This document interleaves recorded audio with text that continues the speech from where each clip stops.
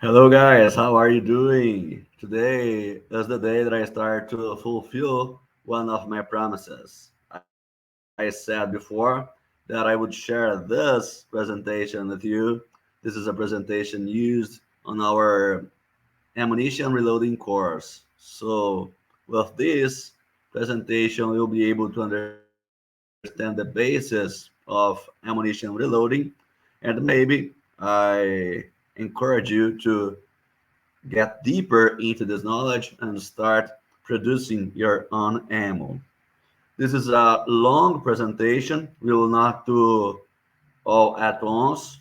So if you don't want to lose the other parts of this course, of this presentation, don't forget to subscribe and turn on the notifications. Otherwise, you may not be able to get the notifications when the next video is uploaded. By the way, if you didn't do it yet, don't forget to access abinternational.us, that is our official website, where you'll be able to find, for example, a lot of texts regarding combat shooting, regarding how to fight, how to kill your enemies, how to survive, how to defend yourself, your family, and anything that matters to you.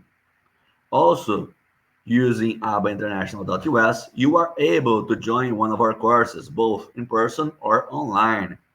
I hope to see you very soon.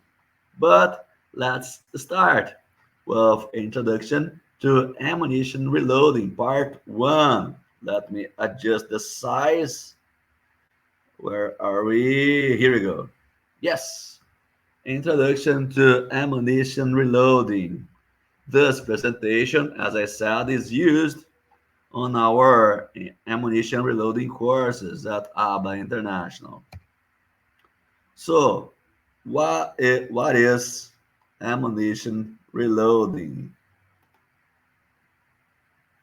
Ammunition reloading is an independent ammunition manufacturing process using individual components, projectile or bullets, cases, primers, and gunpowder, following tables, tolerances, and technical specifications. Let's understand this part. Many guys are used to do some kind of Kentucky windage. They're trying to do their gases when they are producing their ammo. Therefore, these ammo uh, won't attend the minimum specifications, the minimum level, quality level when we are talking about real reloading, right? This is why we have our tables. We will talk about these tables on this course. Please, no need to be worried about that, but it's very important that you always have these tables, these specifications in order to produce good ammo. A bad ammo may be dangerous both to your firearm and for yourself, for your life. You may die if you do it wrongly, depending on the caliber, right? But the first question we gotta answer is why would someone choose to produce his own ammo instead of buying it from a store? For example, I listed 5 reasons for one to choose, to motivate for someone to do his own ammo. Let's see. First, economy. I'm not sure if you know my background.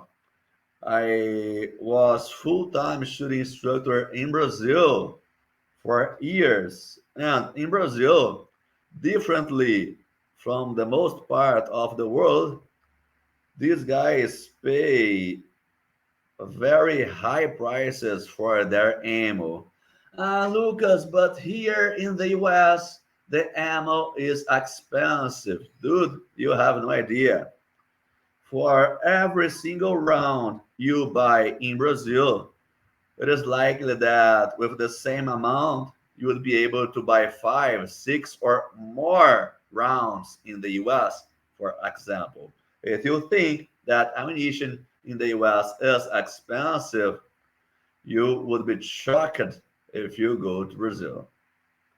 Therefore, the Brazilian shooter had to find a way to shoot as much as they need in order to train, of course, but without um, wasting the amount of money that this number of rounds would require.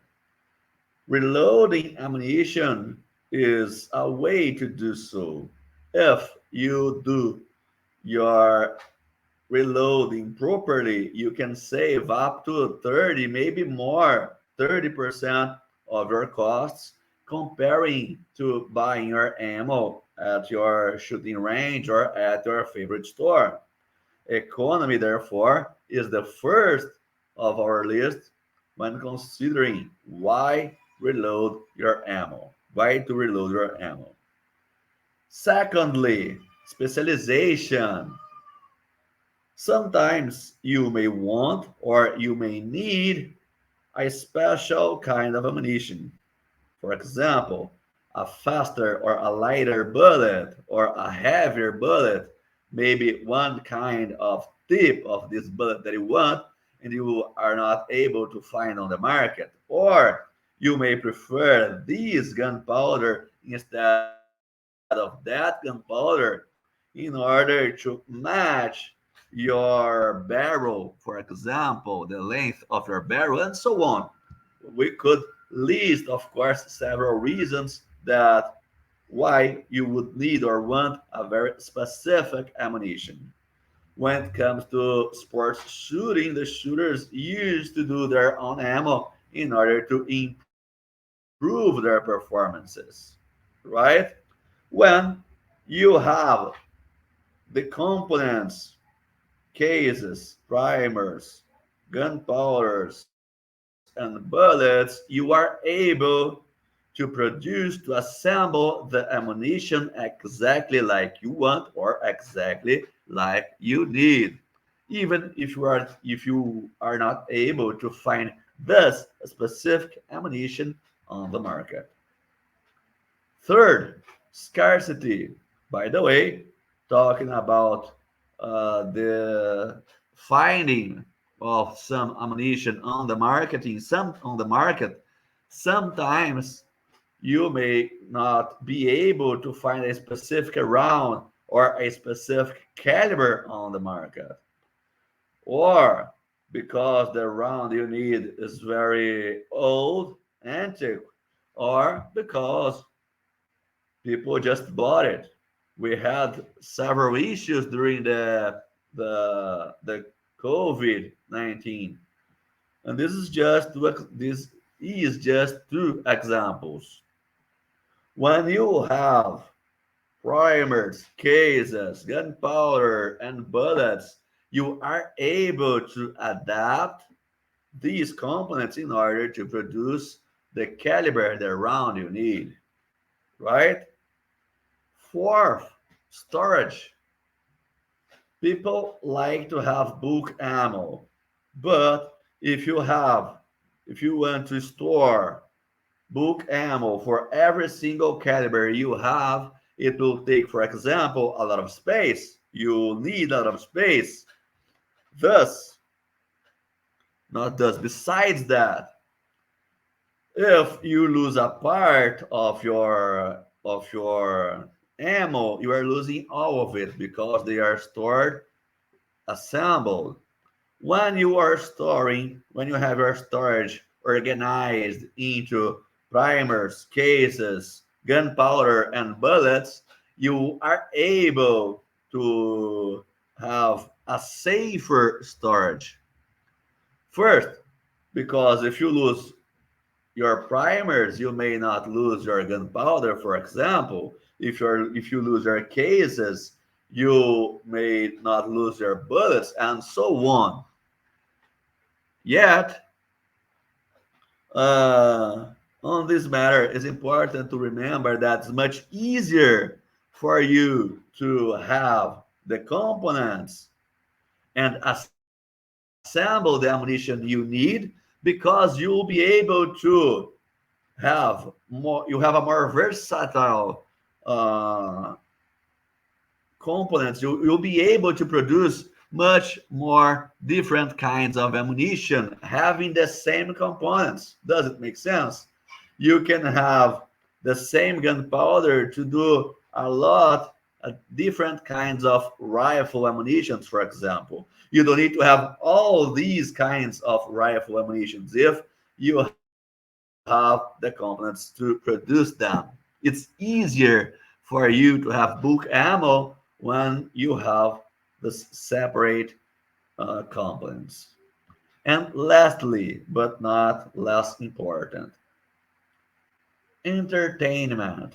Yes, producing your own ammo, making your reloading may be very entertaining. And I have a lot of stories about this part to share with you, but I chose one that I like to tell my students, because this is for me the most important story I have. And this is about my first date with my wife. I am married, I have two kids, and I like to remember the first time my wife, then my to be girlfriend, went to my house. So she got there and I was cooking, and I asked her to prepare. I taught her how to prepare, how to make their ammo. So I showed her the press, the components. I told her how to do what she was intended to do, and while I was cooking, she was like making her ammo. And then the day after, we went to my shooting range and we shoot those rounds that she made. Since then,